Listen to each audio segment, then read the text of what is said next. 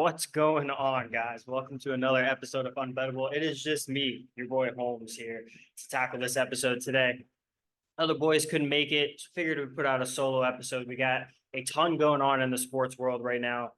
But today, figured we would just run through the NBA, the NHL playoffs right now, how they've been looking on both sides, because there has been a ton of action, especially since the last time we were able to put out a video. So let's go in depth a little bit on all of these series. We'll start out with the NBA and then we'll go into the NHL. And we'll try to make this relatively quick today. So I am so sorry if you hate listening to my voice because this is going to be a long episode. You might want to turn it off now. But if you want to stick with me and you want to listen, then let's get it going. We'll start out with the games that are going on tonight, Monday night, as I'm recording this podcast. Celtics and Heat get kicked off at 7:30. Celtics are favored by 10 on the road in Miami, over under of 205.5. Miami's down 2-1 in this series. And honestly, good for them for being able to get that game to win on the road in Boston. They were as hot as you could be shooting the ball, especially from three. I think they were shooting over 50% from three that night. They knocked down a record 23 threes for the Heat in a playoff game. I mean, they put on a fantastic offensive performance. And honestly, it comes to a point where that is just too hard to stop, even for a Celtics team that has looked so good offensively and defensively this year. You can also maybe attribute it to a little bit of the fact that maybe the Celtics just thought this was going to be a really easy series. Maybe they took a game off. They didn't really expect the Heat to come out with that fire and that intensity on the Celtics home court and blow them out the way they did in game two. I think if you're the Celtics going into the series, the Heat don't have Jimmy Butler, their star player. So these guys are human. There has to be a portion of their mentality that believes that, oh, this series just got a lot easier for us because, again, the Heat don't have their best player.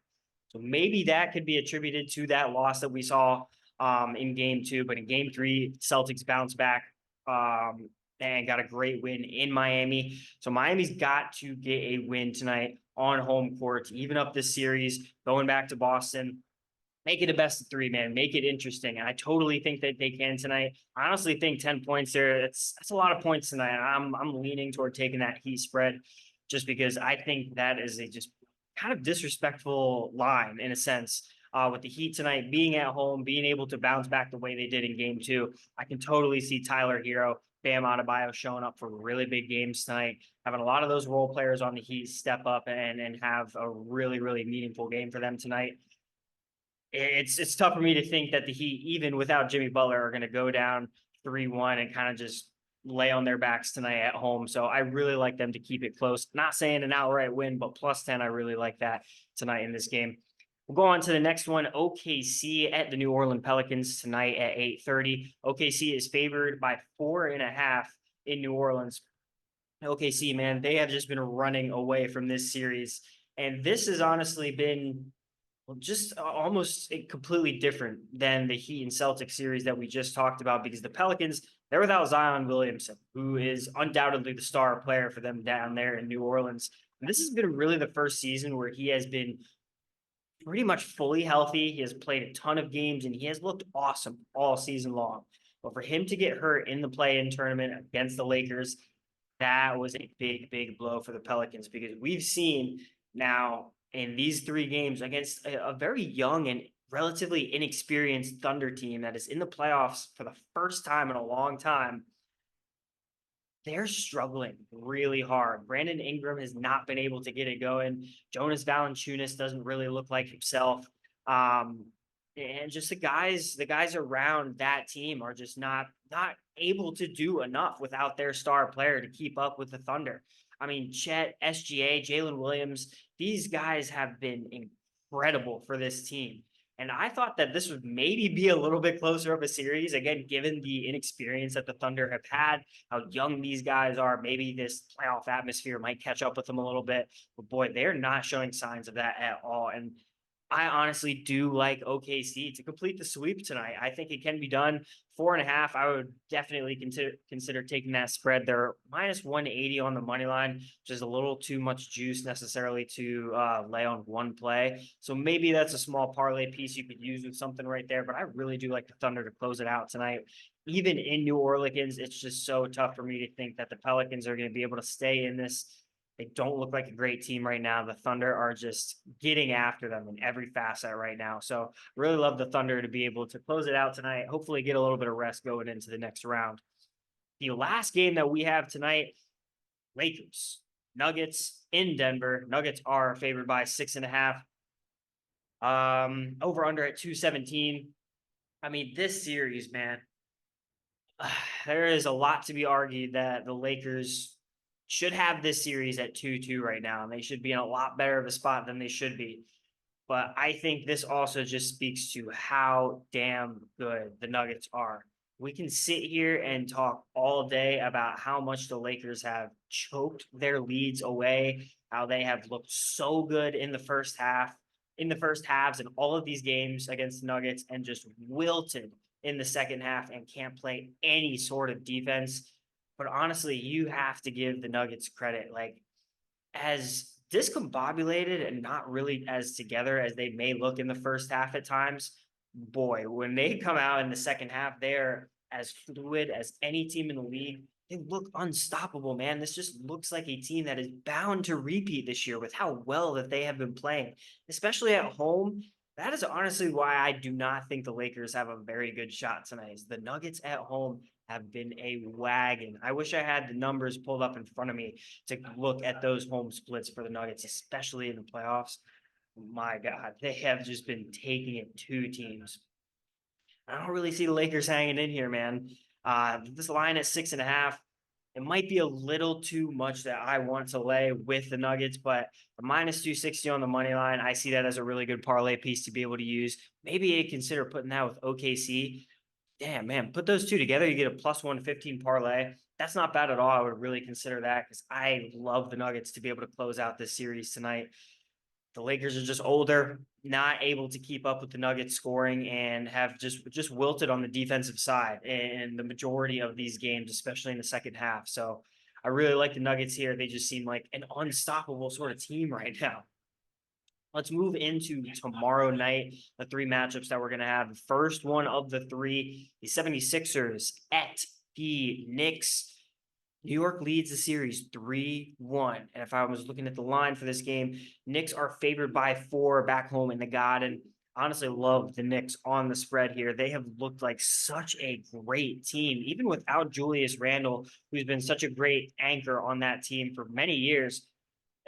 Jalen Brunson has been incredible. I mean, this guy putting up a career high in points for the Knicks in a playoff game just last game. He has been everything the Knicks have wanted and more. A pure scorer, a guy that has undoubtedly made everybody around him better on that New York squad. The addition of OG Anunoby throughout the second half of that year has made this team just so tough to deal with in all facets of the game. And the Sixers are just we kind of talked about it on the last pod with Joel Embiid's injury. The guy is obviously not at 100%. He might have been brought back a little bit too early. And he's definitely not the caliber of player that the 76ers need that by this time of year. Yeah, he almost what did he put up? I think almost 50 points the other night in game two and looked really, really good. It seemed like nothing phased him. Game two, game three. Sorry, I don't remember what game that was necessarily, but he's just not doing it enough on a consistent basis. I think the guys around him need to get cooking a little bit more too. The 76ers don't really have a great bench, which I don't think benefits them at all. I mean, in this series, I just see the Knicks continue to take over, man. The Knicks have looked too good. That Garden is going to be absolutely rocking tomorrow night at 7 o'clock at tip. I mean, the Knicks have so much great home court advantage. I think this year, as everybody really pumped in the state of New York, I think they're going to be able to take this one. So I'm going to lean toward taking that -4 tomorrow night against the 76ers. The 8 o'clock game that we've got, Magic going back to Cleveland with the series tied up at 2. Cleveland is favored by 5 at home in this matchup. Over under set at 200.5.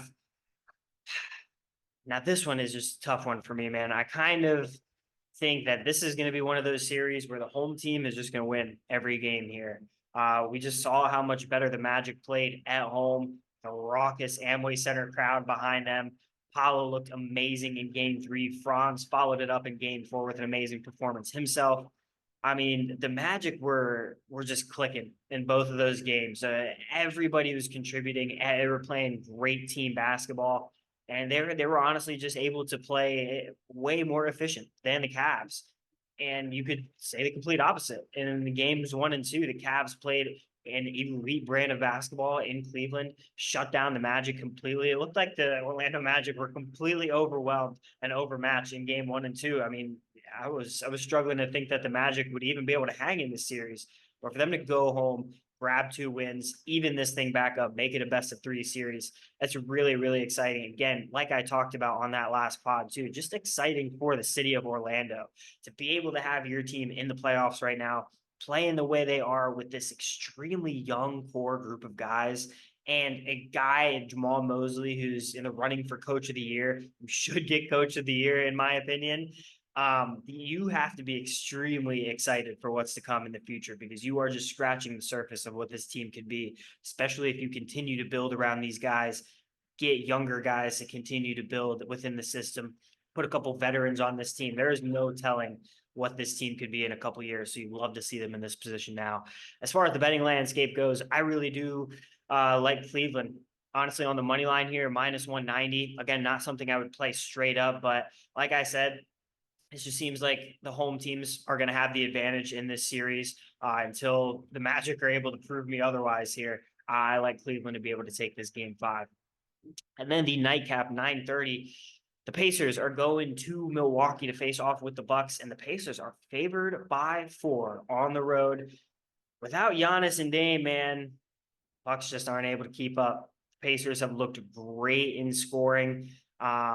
Just a lot of different guys that are really able to up their game this time of year for them. Even when Tyrese Halliburton may not even be playing the best basketball we've seen him play all year. You have guys like Pascal Siakam coming through in the middle of the year as an addition to the Pacers, and he has been fantastic for them in this series. Miles Turner has been absolutely amazing, shooting the ball very well. I mean, you just got to be excited about this team that's taken it to a very veteran-laden team in the Bucks, a championship caliber team. Unfortunately, stars that are not on the floor and able to help them win. And Chris Middleton exiting the game 4 last night, I believe that was as well, does not bode well for this Milwaukee team, man. They're just not going to have enough firepower to be able to keep up with the Pacers, in my opinion. This is just, you hate to see this downfall, man. Doc Rivers has pretty much brought this team down ever since he has been in that locker room. I don't know what has happened, but they have just been a real shell of themselves since the beginning of the season, when they went 31-13 under Adrian Griffin to start the season and then gave him the boot. That was incredible. In this game, I'm going to definitely lean Pacers -4 here. I might make that my official play on that. I love the Pacers to be able to close it out here, up 3-1 in the series. I know they're going on the road in Milwaukee, and maybe the Bucks edge out a really tight game right here. But for me, just with no star power that the Bucks have, and I haven't even taken a look at the injury report right now. I really love this Pacers team to be able to keep moving on and keep shooting the ball really, really well. And the last game that is on, oh no, not tomorrow night. We'll move to Wednesday night. The nightcap game is going to be the Mavericks at the Clippers. Mavericks favored by 3 in this one. The Clips going home. But this series tied at 2. This has been a really, really exciting series to watch as well. The Clippers getting a big, big win in game 1.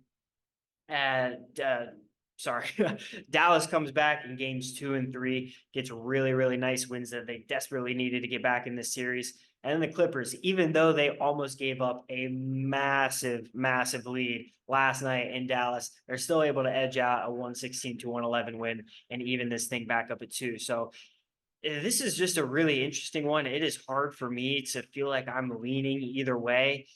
There are stars on both sides of the court here. Obviously, Luka Doncic and Kyrie Irving have been the fantastic duo that everybody has wanted them to be in the playoffs so far. James Harden has been lighting it up for the Clippers. Russ has been doing a lot of dirty work. Paul George been looking decent throughout most of the game so far. So it's really, really tough to be able to judge this one. Um, Kawhi coming back, I think, does make a big impact for the Clippers, especially defensively. But I think it will take a little bit of time just to get him integrated back into that lineup, kind of make sure they know what they're going to be doing rotation wise.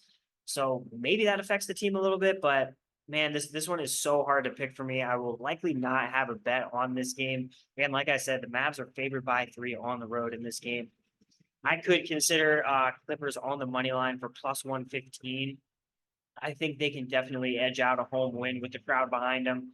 Um, it's so tough for me to also lean that way, given how they played in game 4, getting out to that big lead really early and then having the Mavericks come back on them like they did when they should have been down and out. That gives me a little bit of worry on the side of the Clips. So probably stay away from that game. If anything, obviously you'll see on the Twitter that we'll drop a play for that on Wednesday night. And then the series that has already vanished right in front of our eyes. Minnesota Timberwolves sweep the Phoenix Suns. How about it? I mean, what a revelation that this Minnesota team has been. They took it to the Phoenix Suns all throughout this series. I mean, the Suns physically could not keep up. Their shooting was very poor. They have zero bench to be able to keep up with the T Wolves. I mean, this is just, I think, a case where youth has beaten age. Beal and Durant were not able to get it done for the Suns. And again, with no bench, there's only so much help that they could get beyond that. When you have guys like Anthony Edwards, Jaden McDaniels, Carl Anthony Towns, even Rudy Gobert down there low for the Minnesota Timberwolves. I mean, these guys are just so in sync. There's no other way to describe it. They're going out there and having so much fun, just kicking ass because they know they can. They know they have all the skills, all the weapons, everything they need to be able to survive this time of year. For them to just lay waste to the Suns like this in this 4-game stretch, not even let them sniff a win, you got to give this team a lot of credit, man. And this is going to be a really, really tough team now to have to face in the West with as well as they've been playing. That is that's scary to see, man. That is really, really scary to see. All right, so that's all of the basketball talk that we're going to have today. We're going to move on and quickly talk about a little bit of hockey because we have had a lot going on in the NHL playoffs as well. I'll just quickly try to run through each of these series, kind of give my thoughts on these. We'll save the Lightning and Panthers for last because obviously that's the biggest one that I have thoughts on. But tonight, the Stars and the Golden Knights go at it at 9:30 in Vegas. Vegas leads the series 2-1. They stole both games on the road in Dallas to open the series. In a series where I think we immediately thought this was going to go to 7. Dallas, being the number 1 seed, has played incredible hockey all year long. But Vegas, they're the defending champs. You can't count these guys out. They play an amazing brand of hockey. And getting Mark Stone, obviously back for this time of year, makes a really, really big difference in their lineup. So the Golden Knights being able to steal the first 2 games was a massive advantage for them. The Stars, they're able to win on the road last night. So still no home team has been able to win in this series. I do think the Golden Knights will be able to get it done at home tonight, though. It's going to be really, really close. The Stars have a big momentum boost on their side after the Game 3 win in Vegas. They're going to look to come out hot and hopefully steal another game and send this back to Dallas in their favor. So we'll see how this one rolls tonight. I lean the Knights to be able to get that first home win of the series tonight, but it's going to be a really, really tough one. A great goaltender battle there for sure. Tomorrow night, the Maple Leafs go to Boston, down 3-1 in the series against the Bruins.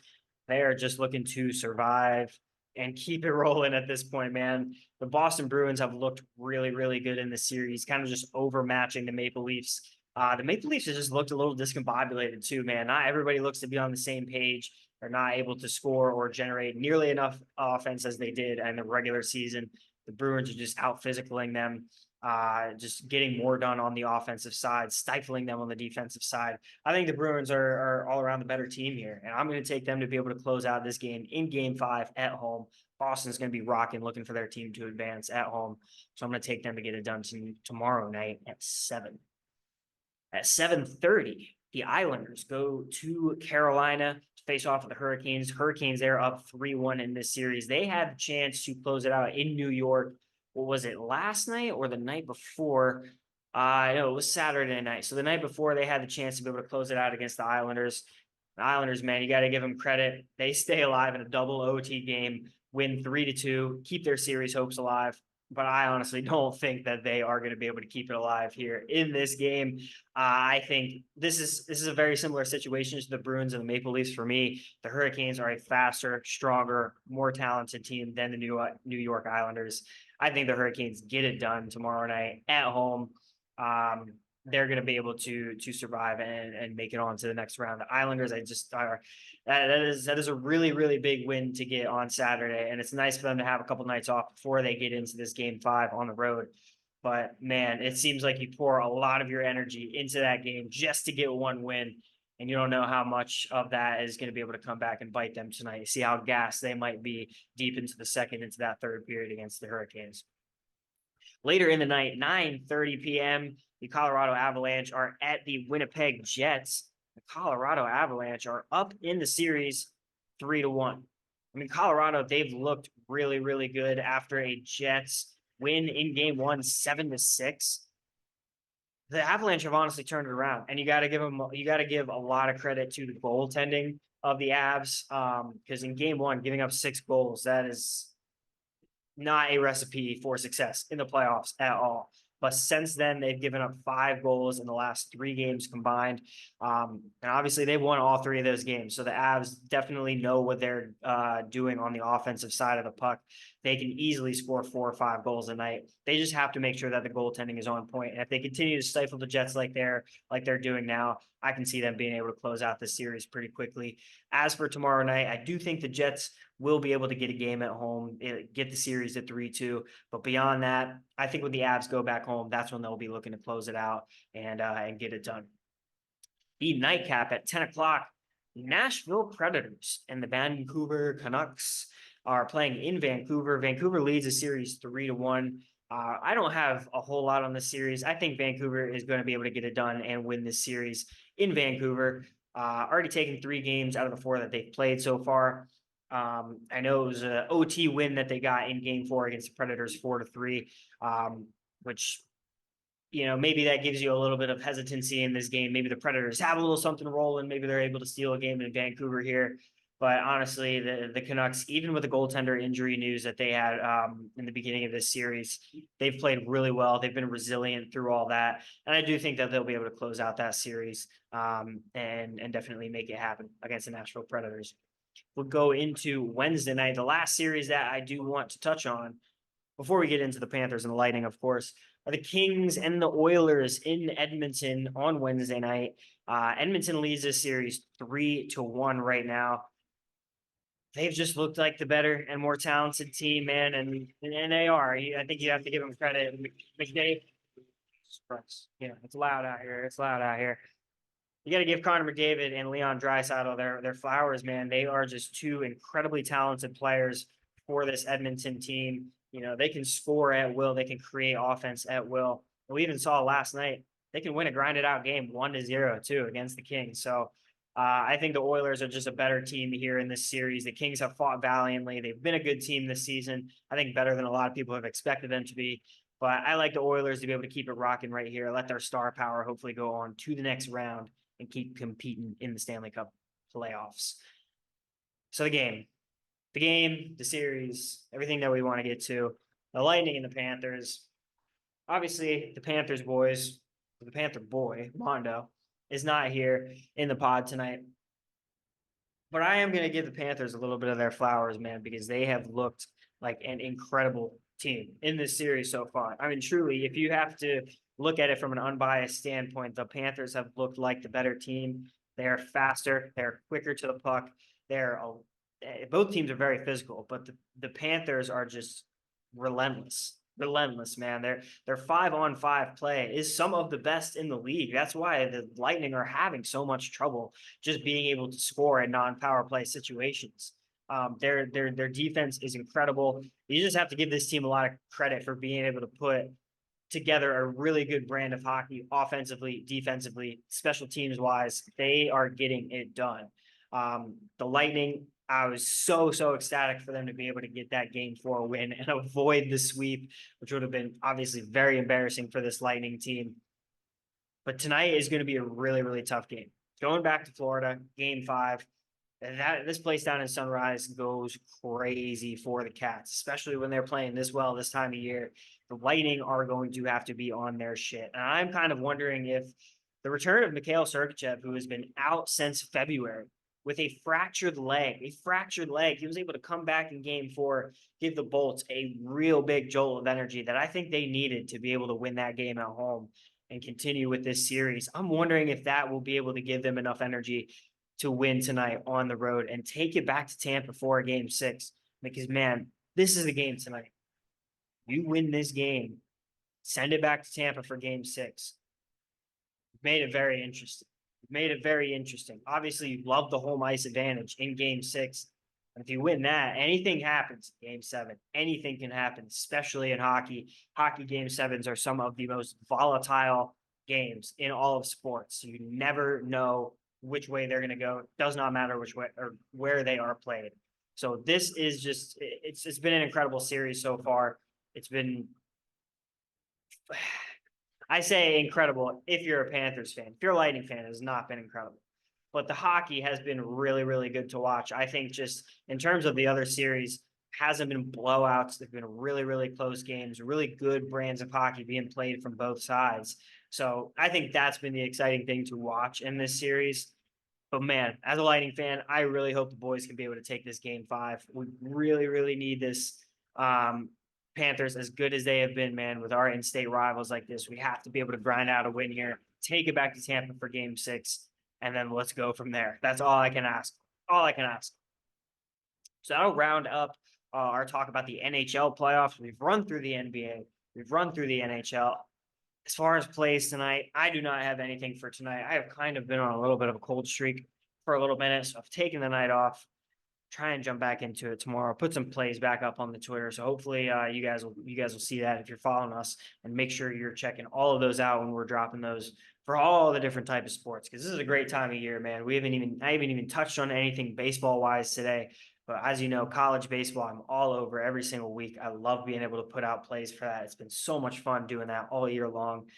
Major League Baseball, obviously, I'm going to continue to grind my way throughout this season. Just taking a couple of days off from the sport right now, but hopefully with one of the pods that we got coming up, we'll make it a baseball only pod when we're kind of out of the playoff weeds of the NBA and the NHL. We'll get into a little baseball update, maybe a little quarter season, mid-season update, see how all the teams that we talked about in the beginning of the season when Mondo dropped his team rankings. We got to bring that back. We got to see how they're doing, how teams are faring at this point in the season. I'll have a lot more to discuss going forward. So that's pretty much going to wrap it up for this episode. If you stuck with me this long, I really appreciate it. It's been always a lot of fun to be able to talk sports with all of you. So thank you for hanging around. As always, please like, please subscribe, please share, please do all the things that you can help us out with to help us grow. We love getting to do this for you guys. But until the next episode, I'm Holmes. Peace.